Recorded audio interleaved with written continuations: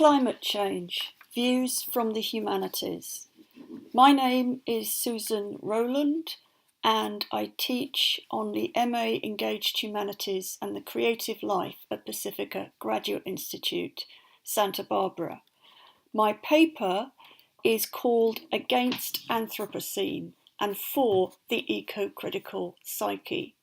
This is a very simple paper, just me, a talking head, no special graphics. So the Anthropocene is this newly emerging and fairly powerful notion that human interventions into the planet have been so tremendously powerful and pervasive, have gone everywhere on the planet, so that there is no untouched nature, that we are now in a new geologic, a new era of the planet that is man-made, human-made, the anthropos, the Anthropocene. This is a very powerful idea. My argument is that it's maybe a necessary idea, it's an important idea, but I'm against it being the only idea. I'm against it being the only idea, in particular for the environmental humanities. And there's some important reasons for this, which the rest of my talk will develop. For one thing, the idea of the Anthropocene has a history. It has a long history of regarding human beings as intrinsically separate from non-human nature, as intrinsically separate from the planet. In this sense, we see it as the inheritor of dualism, that very persistent foundational view of seeing the world in terms of binaries, seeing the world divided into pairs, into twos. Even when we come to things like gender, masculine and feminine, night and day, human and nature, culture and nature.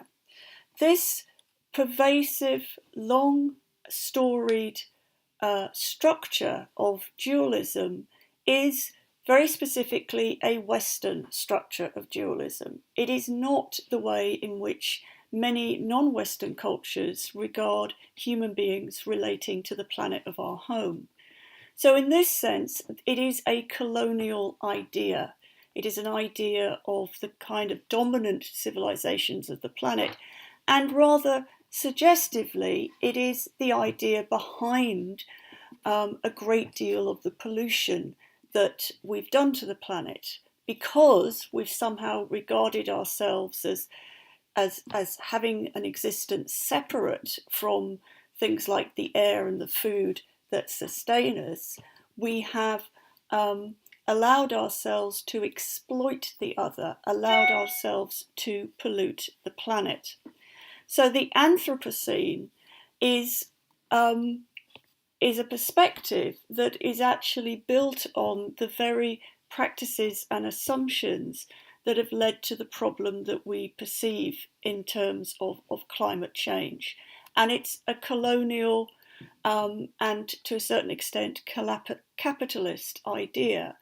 It reminds us that the science that has done so much to expose the problem of climate change is itself built on a history, a series of structures about knowledge and about the idea that you can abstract knowledge from its actual embedding in the material of the world.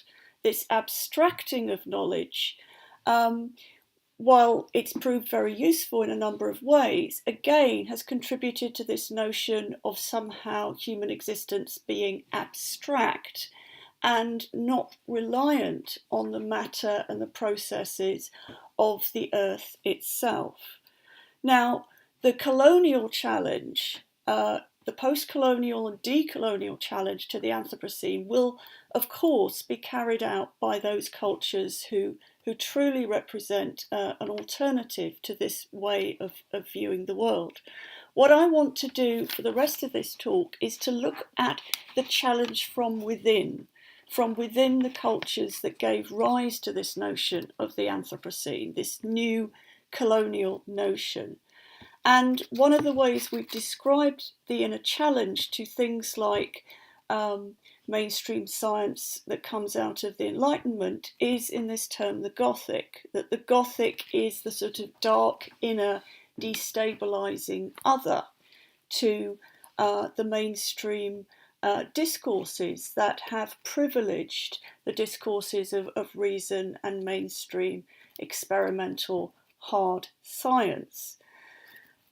One aspect of this Gothic other is in notions of psychology, and particularly the psychology of the unconscious, sometimes called depth psychology, sometimes called psychoanalysis. So I'm going to focus on the way in which psychologies of the unconscious challenge the assumptions of the Anthropocene. And C.G. Jung put this very well when he said that if we treat the unconscious seriously as a significant part of human beings, then it means that all our knowledge is provisional and to an unknown degree.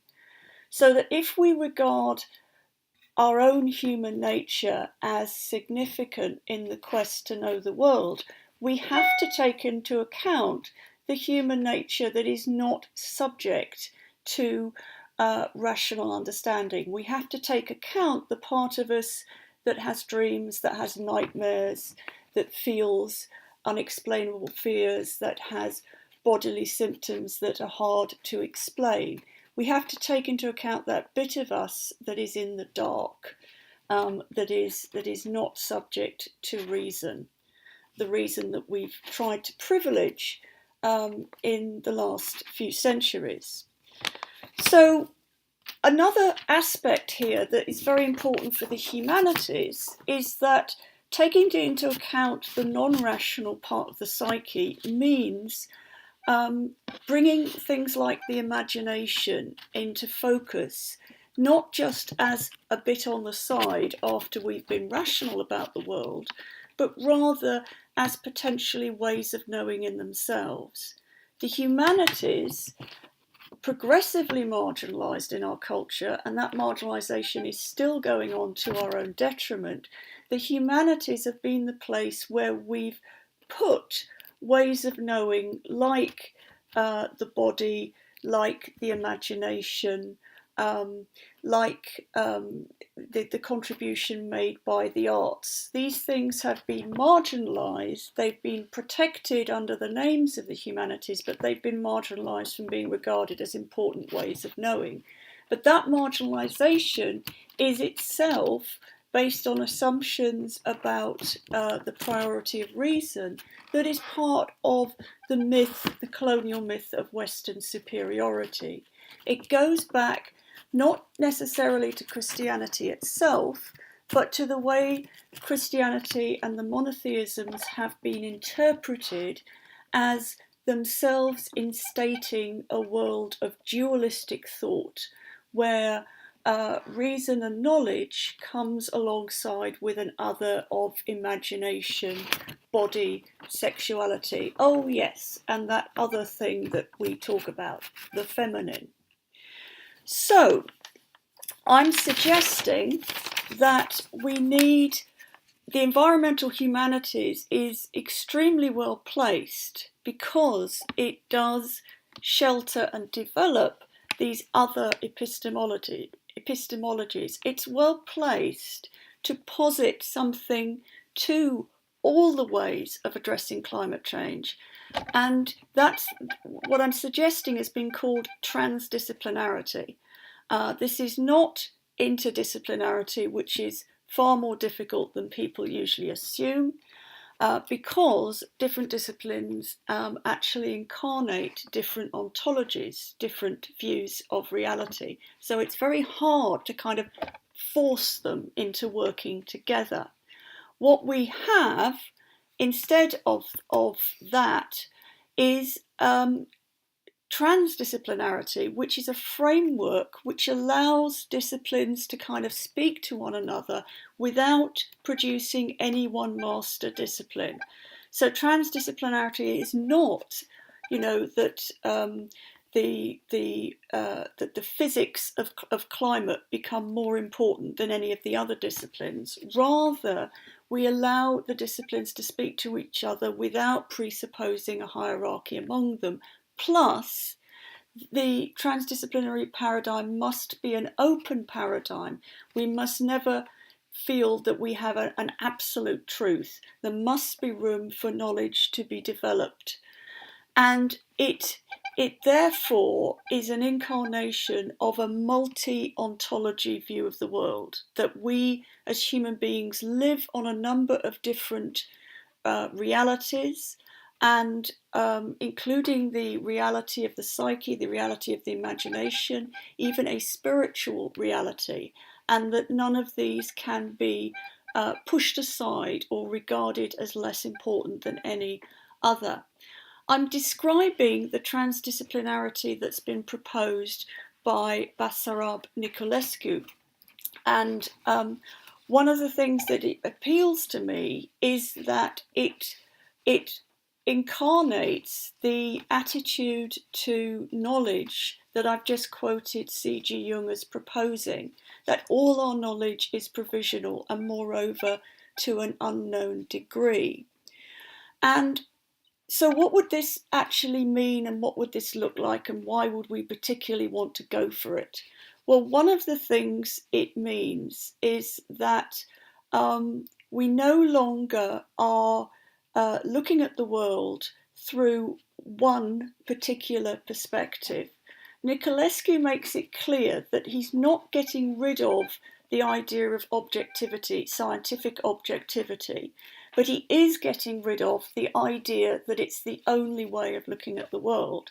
So he says, as well as the subject-object dualist paradigm, we need the subject-object and the included middle, which is a fairly straightforward way of saying we need a participatory paradigm.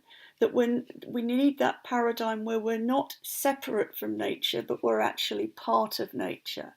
And in investigating the world, we have to look at where the world is investigating us. We have to look at that middle where we as a human subject are also part of what we're looking at and what we've hitherto called an object. Now, the included middle in Jungian psychoanalysis is actually the territory inhabited by the symbol. And speaking of the Gothic again, we can see the symbol is really the Gothic, because the Gothic in the literature of terror and horror and the disorder that has been excluded from the kind of rational paradigms of the 18th, 19th, 20th and 21st centuries, that is the excluded middle, which the Gothic makes the included middle. So that literature and art that incarnates our unknown psyche, that allows the imagination to be liberated, to be freed. This is what I'm calling a symbol, in the sense of Jung's definition of the symbol as an image that points to what cannot be known in any other way. And what transdisciplinarity starts to show us is that this symbol is not a representation of an other truth. It is not a dualistic thing where there is symbol and then there is reality. No, the symbol is a participation in the other reality. It is the included middle, or as a a depth psychological way of putting it would be, it is the body of Dionysus. The anthropos is the aging body of knowledge. The Anthropocene is this view of the earth that has been man-made, literally man-made because we've created a new reality in the planet, and we're calling it the age of the Anthropocene. But it's also man-made because it's seeing the world in the image of man, in the image of that kind of Western white masculinist figure, godlike figure, because dominating everything. But Dionysus is a different kind of a god. Dionysus is a god of dismemberment. Dionysus pulls apart the anthropos, and the body of knowledge is dismembered as we have dismembered it into these different disciplines, and it is remembered. It is put back together again, but it's put back together as different members of one body. We're not forcing the disciplines into being one, we are forcing them into a relationship with each other, or we are putting them into a relationship with each other, which will allow them to be alive again. What happens when you put the body of the god back together is a great new lease of life, a great rejuvenation. And the symbols, the way our knowledge can be manifest in a transdisciplinary paradigm, these symbols are the scraps of the body of the dismembered God. We put our symbols back in a relationship to each other, and they become members of a new kind of body where no one member is going to dominate and subordinate the others. That in this transdisciplinary paradigm, we are now in a world where we can see climate change from a number of different realities, and even a number of different epistemologies from different cultures. We could have a multicultural or pan-global approach to climate change through this disciplinarity that welcomes in the humanities as equal partners in looking at the world that we've participated in so drastically. So let me return at the very end to a couple of things that are close to my own home discipline of literary studies. One of the most powerful and radical of novels in the last few hundred years is Wuthering Heights by Emily Bronte. I suggest that the powerful Gothic writing of that novel consists not only in words, not in words about nature, but in words that become symbols that are themselves a portal, a way in which we are part of non-human nature. Nature that is not human speaks to us through the novel, through our imaginative engulfment in the novel, through our Gothic participation in the other. Reading the novel, we are not humans versus nature. We are a human psyche participating in a transhuman psyche, participating in non-human nature, in a way in which we are dismembered by it, dismembered by the non-human, and remembered, having a different relationship to it. This is what the environmental humanities can do. This is why I am against the Anthropocene as a dominant paradigm, and I'm for the ecocritical psyche. And if you're interested in more of this, I've written a book called The Ecocritical Psyche and a forthcoming book called Dionysus Remembered. Thank you.